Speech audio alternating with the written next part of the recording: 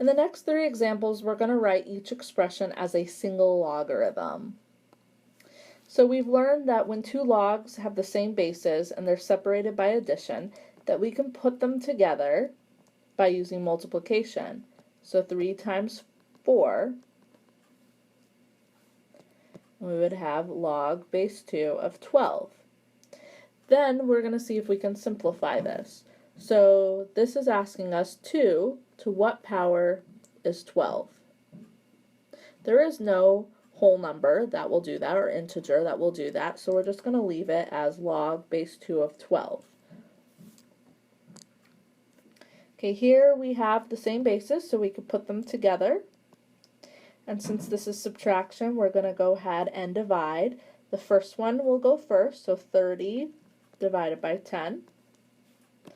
And then we get log base 3 of 3.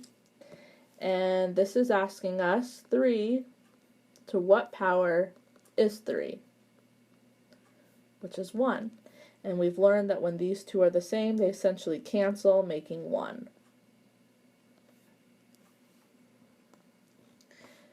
Alrighty, here we have the same bases, so we can put them together.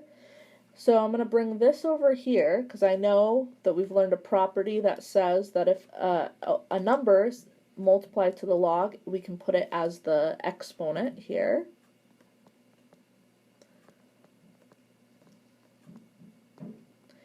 Now we're going to go ahead and simplify. 6 to the second power is 36. And 2 to the second power is 4.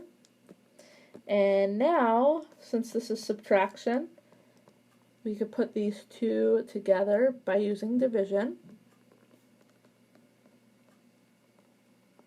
And then see if we could simplify this. So this is asking you 3 to what power is 9? Which is 2.